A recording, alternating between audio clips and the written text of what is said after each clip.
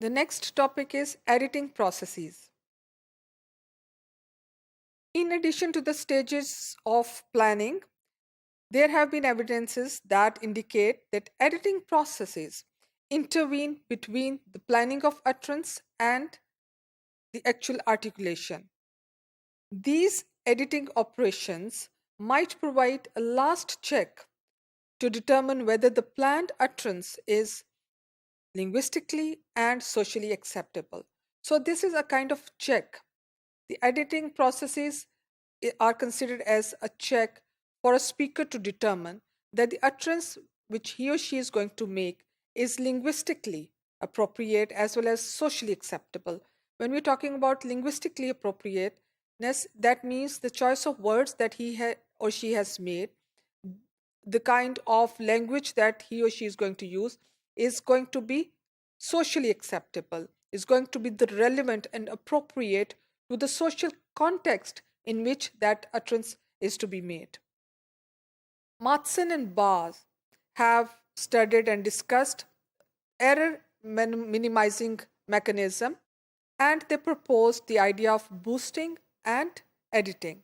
Boosting to them refers to according to them, the intricate wiring of speech processes, which aims to or which actually increases the chances on correct responses. Editing basically is a separate mechanism which aims to lower the rate of errors.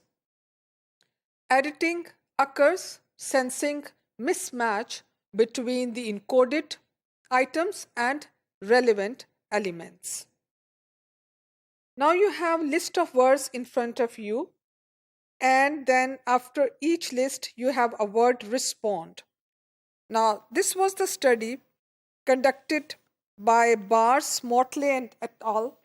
They have documented the existence of word errors by presenting their subjects with list of words one at a time to be read silently. The word respond was presented at some unpredictable point in the sequence, and at that point the subject was supposed to say aloud the last word pair presented before the respond prompt. A representative list follows, and you can also read it like the Bars subject did, covering all the words with a card and sliding the card down, you come to the word respond. So as soon as you encounter this word, you just say aloud the last word pair you read.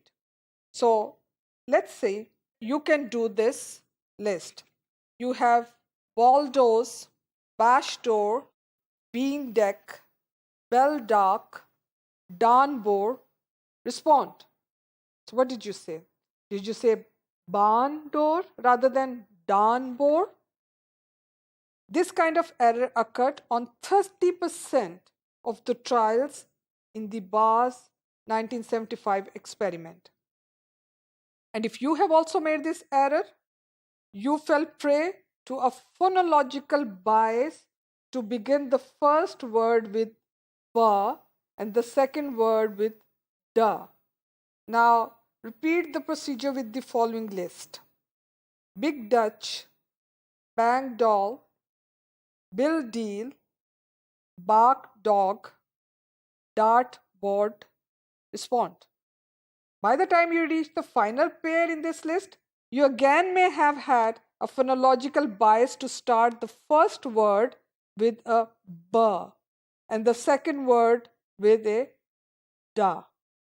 Had this bias been realized, you would have said Bart Bordeaux. But you probably did not make this error. In the experiment of Bars study, it occurred in only 10% of the trials in which it was possible. Presumably, Bart and Dodd were not produced because they are non-words. Barn and door, the two error terms in the previous list, are words.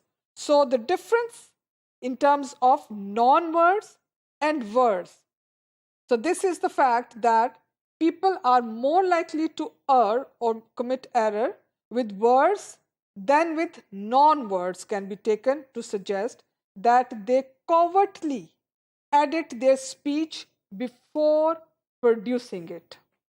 Results suggest that during speech we sometimes develop more than a single speech plan, and then when this occurs, the two plans may compete for production, which is why certain types of errors may be understood as evidence of editing processes.